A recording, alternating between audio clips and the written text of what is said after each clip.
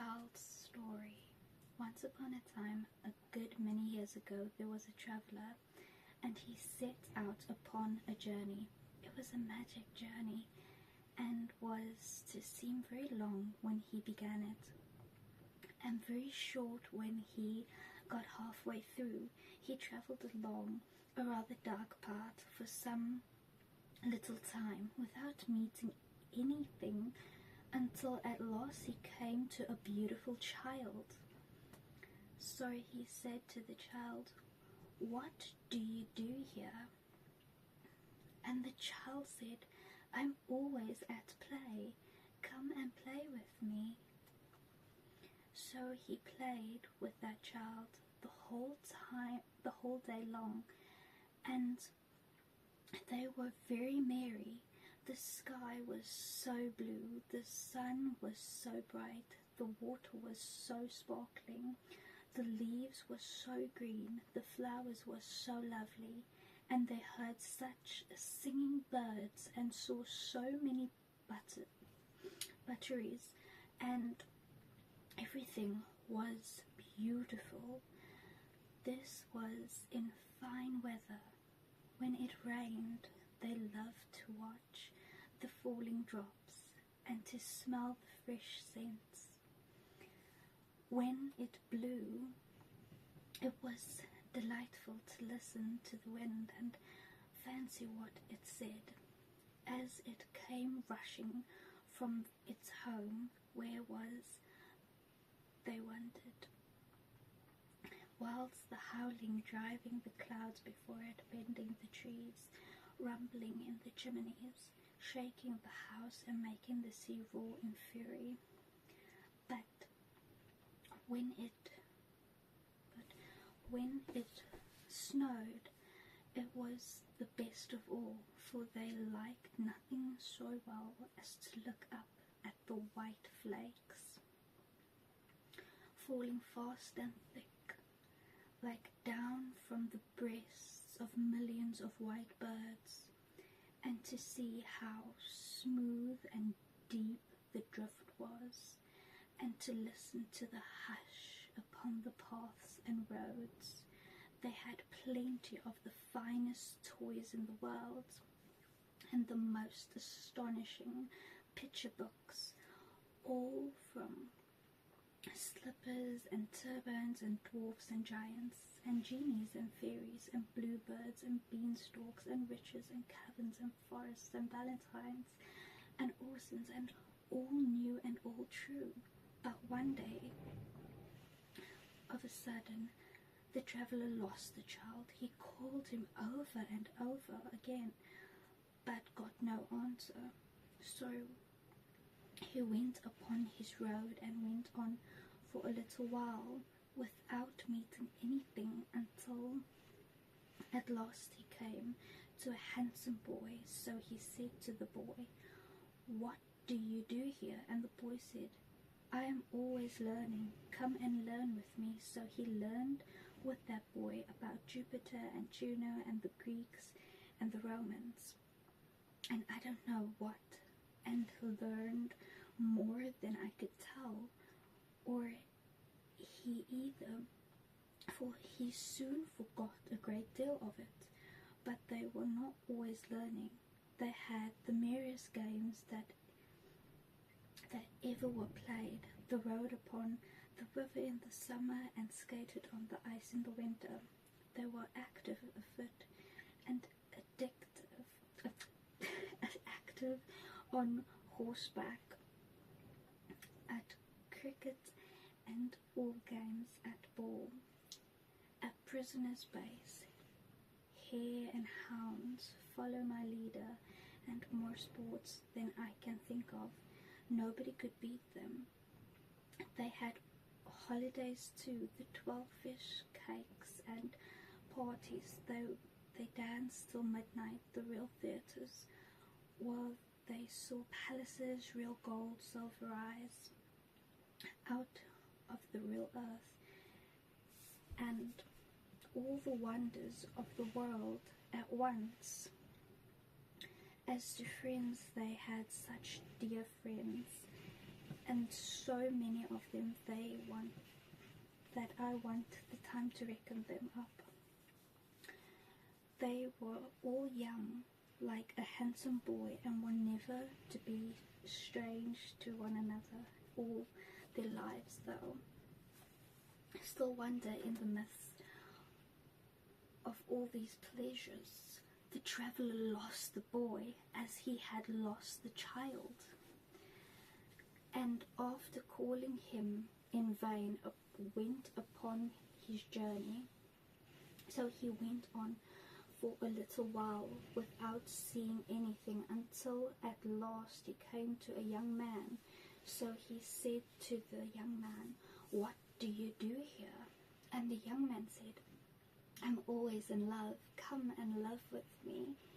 So he went away with the young man, and presently they came to one of the prettiest girls they have ever seen, just like Fanny in the corner there, and her eyes like Fanny, and her hair like Fanny, and dimples like Fanny, and she laughed and coloured just as Fanny does.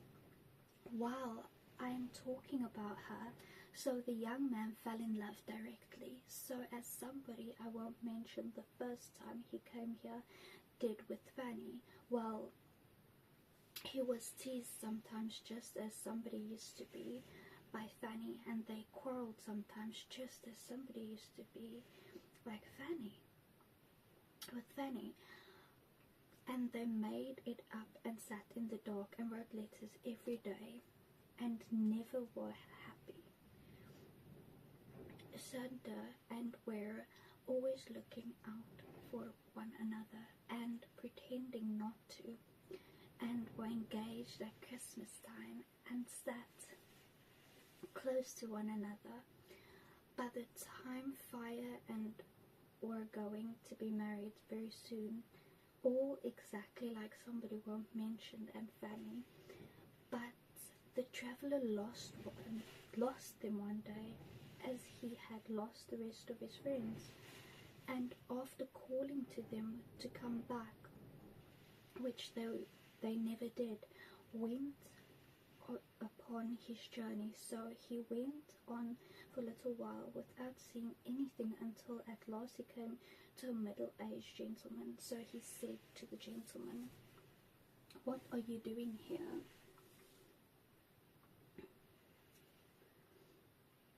Sorry, I lost my place. Middle-aged gentleman. So he said to the gentleman, "What are you doing here?" And his answer was, "I'm always busy. Come and be busy with me." So he began to be very busy with the gentleman, and they went on through the wood together. The whole journey was through the wood, only it had been open and green at first, like a wood in spring, and now began to be thick and dark, like a wood in summer. Some of the little trees had come out earliest, were even turning brown. The gentleman was not alone, but had a lady of about the same age with him, who was his wife, and they had children who were with them too. So they all went together through the wood, cutting down the trees and making a path through the branches and the fallen leaves, and carrying burdens and working hard. Sometimes they came to a long green avenue that opened into deeper woods. Then they would hear a very little distant voice crying, "Father, Father, I'm another child. Stop, stop for me." And presently they would see a very little figure growing larger as it came along, running to join them. When it came up, they all crowded around it and kissed and welcomed it, and then they all went on together. Sometimes they came to several avenues at once, and then all stood still, and one of the children said, "Father, I'm going to sea," and another said, "Father, I'm going to India," and another, "Father, I'm going to seek my fortune where I can, and another, Father, I am going to heaven. So, with many tears at parting, they went solitary down their own avenues, each child upon its way. And the child who went to heaven rose into the golden air and vanished. Whenever these partings happened, the traveller looked at the gentleman and saw him glance up at the sky above the trees, where the day was beginning to decline, and the sunset to become on. He saw too that his hair was turning grey, but they never could rest long, for they had their journey to perform, and it was necessary for them to be always busy. At last there had been so many partings that there were no children left, and the only traveller, the gentleman, and the lady went upon their way in company. And now the wood was yellow, and now brown, and then the leaves and even the forest trees began to fall. So they came to the avenue that was darker than the rest, and they were pressing forward on their journey without looking down. Yet when called, the lady stopped. My husband, said the lady, I am called. They listened, and they heard a voice a long way down the avenue saying, Mother, Mother. It was the voice of the first child who said, I'm going to heaven. And the father said, I pray not yet. The son said, is very near, I pray not yet. And the voice cried, Mother, Mother, without minding him, though his hair was now quite white and the tears were on his face. Then the mother, who was already drawn into the shade of the dark avenue and moving away from her arms still around his neck, kissed him and said, My dearest, I am summoned and I go.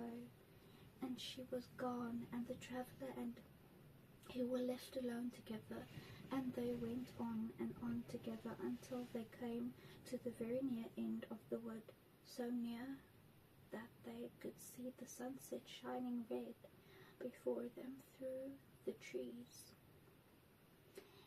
Yet once more, while he broke his way among the branches, the traveller lost his friend.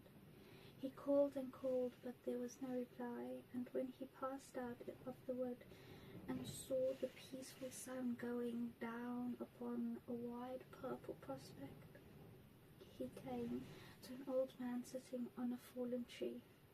So he said to the old man, What do we do here? The old man said, with a calm smile, I am always remembering. Come and remember with me. So the traveller sat down by the side of that old man, face to face with the serene sunset, and all his friends came softly back to this and stood around him.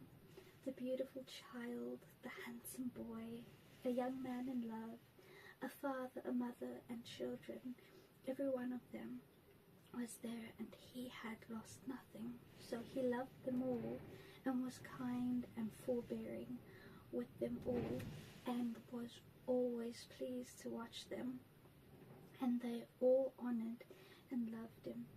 And I think the traveller must be yourself, dear grandfather, because this is what you do to us and what we do to you.